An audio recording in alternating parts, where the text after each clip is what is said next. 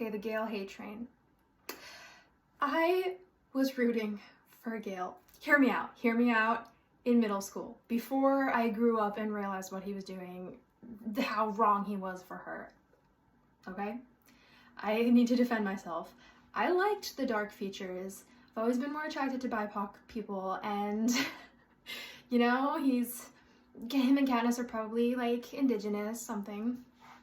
And I just, I was like this little rich blonde boy, like, Gale was here first, he had her back, MVP, like, they were each other's partner in crime and suffering and caring for their families at a young age. The first one there, I've always been a sucker. I have a soft spot for the first one. Okay, so a few things to also defend. In the movie, he says, it's like kissing someone who's drunk. It doesn't count. Now, okay, that's manipulative. But in the book, he realizes when they're making out and they're getting hot and heavy, she gets confused. She presses her head where she has that concussion from Joanna, and she always presses that when she has confusion. And then he notices that she's like disoriented, confused, and he pauses. He's like, "What are you thinking?" And she says, "I don't know." And that's why he's like, "Oh, well then it's like kissing someone who's drunk." He's not wrong. If someone has like a concussion or they're mentally out of it, they're disoriented, you shouldn't keep kissing them. Like, there's not consent there or like desire. You're not, So he's not wrong in the book. But he is annoying for saying that she only kisses him when he's in pain, because are you blind? She literally does that with Peeta too. The only time she has ever kissed anyone is when they're in pain or when the cameras aren't on. Gale or Peeta, except for after Peeta's returned and she sees he's hijacked and she thinks, I'll never get him back. I'm gonna go kill Snow and I'm just gonna go myself. Like, there's no point to anything. I've already deprived Gale of enough kisses. Like, here it is. That is the only time that she has ever in the books kissed them. So why do you think you're special, Gale? Like, or lack thereof. She's doing the same thing to him. Ugh. Makes me so mad. Get over yourself. Even if she is kissing you, then you're practically coercing her into it. So I agree. So I think there are a lot of layers to her lack of affection. If you want to see more in depth of that, in my previous video, I talked about trauma, CPTSD, autistic coded, lack of examples. There's a lot. I do honestly think it's worth watching if you're confused about her lack of affection. Could even be Ace or Demi, like, and she's young, whatever. I have lots of reasons to defend her lack of affection. With the Prim Reaper Gale, he didn't know that Prim would die, but he knew that other people's Prims would die. And whether it was his intention to use the plan or not, he came up with it. He is so violent. I mean, obviously, that's why we hate him. Yes, I hate him now too. Relax. As soon as Peeta's struggling on their mission in Mockingjay, he's like, "Do you want me to kill him?" He says, page 45 of Mockingjay. After Katniss sees Peeta's first video and that he's alive, Gale foreshadows, if I could hit a button and kill every living soul working for the Capitol, I would do it. I guess we shouldn't be surprised then that he did this, because he did it. But he didn't know that Prim was in there. I don't think he necessarily knew what the plan was, that they were going to use his plan. And I firmly believe if Prim hadn't died, y'all wouldn't be hating on him so much. I did see a TikTok about real life war, Hawaii or something. And in real war, you do make sacrifice. Like, a lot of innocent people die. And if you don't do that, there will just continue to be complacency. This TikToker referenced us being like the Capitol. We would be complacent and just like be in our cozy little homes. And I actually see a point to that, so I don't know where I stand. Like, it's awful. It's absolutely disgusting. Katniss says, like, what is the point to any of this? Humans are, like, horrible, all of us. And let's just, like, let us die and let the next species take over. Yeah. Humans suck. Okay, anyways, why I didn't like Peeta at first. In the book, Mans was cheeky. He was flirty, and y'all are living for it, but little old middle school me, who was so like, love, I didn't like when he was like, yeah, I noticed almost every girl. They weren't you, which ultimately does mean like it was always her that he had eyes for, but the fact that he noticed the other girls, I don't know, I didn't like it.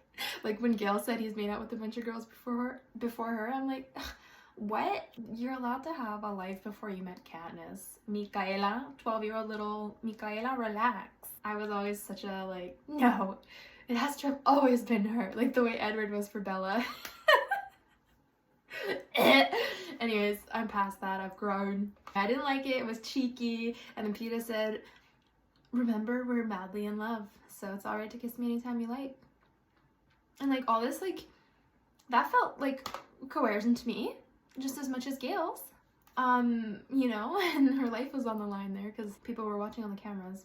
And then after they won the 74th Hunger Games in the first book, the interview with Caesar, and she says she felt hope after learning 2 victors can win because for the first time there was a chance I could keep him. And she means that. But then they're like cuddling up to each other, playing it up to the screen. And Peeta puts his head to her temple on live air and says, so now that you've got me, what are you going to do with me? And I was like, oh, I don't know, relax. I just didn't like him, I guess. I was like, no, she's with Gale. But he also had gumption. Like, when they're first raped and Haymitch isn't like mentoring them, he gets really angry. He throws a glass at him. He's strong. He's extremely smart, charming, able to sway a crowd with words. He's an incredible painter. He's talented. They really ruined him in the movies. Josh deserved more.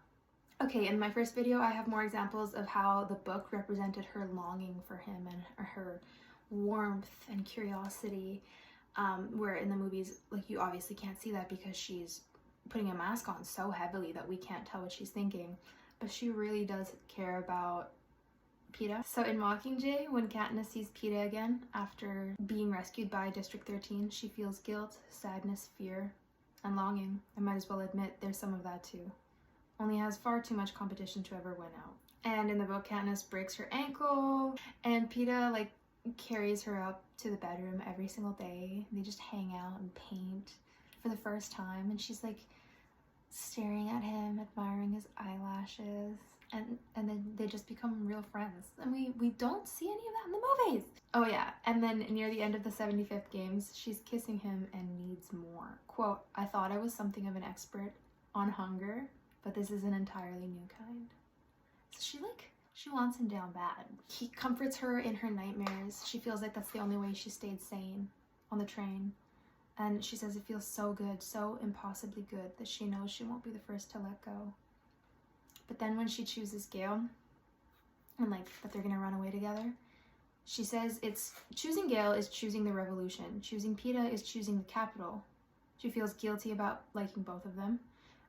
Gale kisses her for the first time, and she has a whole speech prepared that she like doesn't want marriage, doesn't want any of it, and they just never talk about it again. But for months, half a year, she just doesn't act on it. She just wants to chill with her buddy. And then Gale says he'll run away with her, and he says, I love you, and all she says is, I know.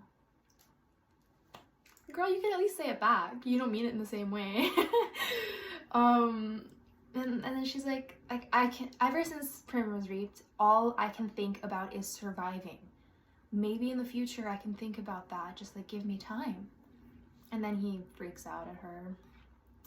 Imagine wanting a 16-year-old kid, extremely traumatized, to have everything figured out. Relax, Gale. And she was jealous of Madge when she came to protect Gale and gave him medicine, so she was jealous there. In Mockingjay, Katniss goes completely nonverbal, comatose. Sound familiar? I'll get to that in a second. So she practically is a shell of a person.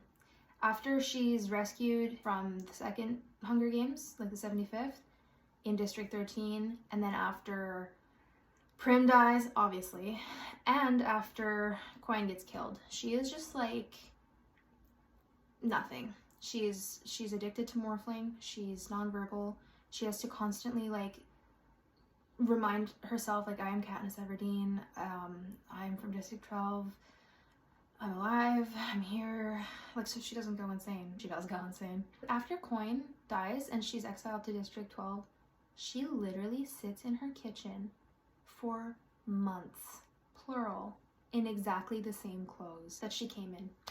The only reason she even eats is because Greasy May comes to feed her twice a day, but she just sits there and goes to the bathroom. That's all she does for months. The irony is, who also did that? Parallel is her mom. Her mom was exactly like that. Granted, her mom had 2 very young children relying on her that are like starving to death. Totally different. But I just think it's ironic. So although like Prim isn't relying on her and starving to death, she does neglect Prim. She neglects everyone. And she's been through so much more than Katniss's mom when that happened. Like, she is messed up, and rightfully so. That's completely valid. But I feel like even in her good moments in District 13, when she, like, in between the bad going crazy moments, I think she neglected Prim a lot. She could have hung out with her more. She had so many duties, way too much on her plate for anybody, never mind like a child, a little kid. But I just feel like she should have hung out with her a little bit more. Okay, these are a few random, like, disconnected thoughts I have. A lot of fans will already know this, but if you haven't figured it out, we see the POV in the books from Katniss, so it's unreliable narrator because we only see it from her perspective. And this is the only miscommunication trope where it works, because she completely doesn't understand when someone is, like, being nice to her for a reason that's not, like, oh, they're just trying to manipulate me. Oh, they probably don't like me, they just tolerate me in the district. And Gale says, like, if Finnick liked you, you'd be the last to know, or something like that. And you're so pure. That's why everyone was, like, hazing her in the 75th games. So that's another reason people think she's autistic.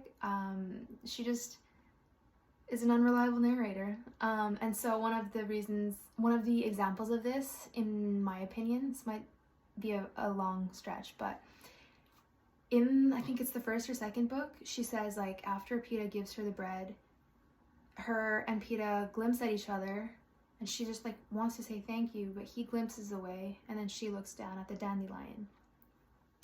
But in Mockingjay, Peeta says, I wanted to catch your eye, but you looked away, I think at a dandelion.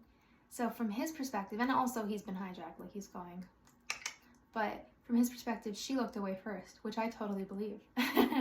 This is so small, and there are way better examples, but I just find that funny.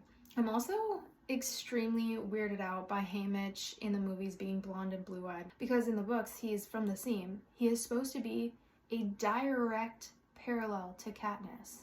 They look the same, they think the same. That's with all their, like, hidden understandings and meanings when he's like, I'm with the Mockingjay. Because he knows she has a plan. They both have this, like, impulsive anger. They both turn to escaping through Haymitch alcohol, her with morphling, and, like, clocking out. And so, like, that's another thing that's ironic, that she gets so angry at her mom and at Haymitch for checking out and turning to substance abuse, and then she does both of those things. Interesting. The Quarter Quell, after they were raped, Peeta literally gets mad at them both for being drunk. He's like, you're both acting like drunkards. I'm taking all your alcohol and we're gonna start training, like, careers. Katniss realizes that it wouldn't have mattered if she could have convinced Snow. It wouldn't have mattered. It was always gonna turn out this way because the uprisings were already happening. It had nothing to do with her not being convincing enough, but he would have killed her anyways. But she did convince him in the end. Right when Finnick realized, like, after he gives him CPR, that's when both Finnick and Snow in the movie realize, oh, she does love him. And that's when Snow realizes, It's my ultimate weapon against her. The Morphlings won 2 separate games by hiding till everyone was dead, apparently. And then they self-medicated and turned into this like shell of a person thing. So are we assuming that they're together? They're a pair? Friends, dating, siblings? I feel like that is the case. What are the odds of 2 separate people who are both in this exact situation called Morphlings together? Like Nuts and Bolts were called a pair, you know, like they're known to be together. What are the odds that, if we're gonna exclude Nuts and Bolts, by the way, but I think Morphlings, because their name is literally together. Morphlings, Finnick and Annie before Mags volunteered, Cashmere and Gloss, the siblings, and Katniss and Peeta. We know that it's been rigged, obviously, but how is anyone so stupid as to, like in the Capitol, so stupid as not to realize that it's been rigged? Like, odds are bad, as proof by Prim being chosen when she had 1 slip, but not that bad. Snow, obviously, his color is white. Coin, gray. Their outfits, everything, dull, militant. Her eyes are described as slush, which is just a dirty form of snow. Interesting. Her name is Coin. She is just another side of the same coin. Amazing. Some examples of Coin being a psycho. When Katniss is negotiating her terms of being the Mockingjay, she says she needs Gale in the book. Then, without batting an eye, Coin says, "Do you want him presented as your new lover?" And Plutarch says, well, for appearances, they should continue the sympathy thing with, like, the child and Peeta. And that's when it hits her. Like, we're still just little pawns in their stupid game. It's just a different sort of games. She's angry about the nation even considering that she's thinking about her lovers. Like, it's demeaning. It is. In Catching Fire, in the second book, when the 2 people from District 8 are running away and she sees them in the meadow, she's immediately angry at the possibility, before she even knows District 13 exists, like she still doubts what they're saying, she's immediately angry that they could have existed this entire time and just abandoned everyone else. Let them be in this torture this whole time. And that's what Snow confirms. He's like, yeah, when the first revolution happened and it wasn't going their way, they abandoned the rest and went on with their little lives. So yeah, like for sure they would have probably died if they had tried to do something before all these uprisings started, but they are very, very complacent in it. They let that happen for 75 years. And also, I mean, how can you forget that they were literally torturing Katniss's prep team for stealing bread? They were torturing them. They were like in their own filth and like shackled to the floor. Horrible. They are exactly the same, and we see that when Coin is like, oh yeah, let's do another games. Like, obviously she was horrible.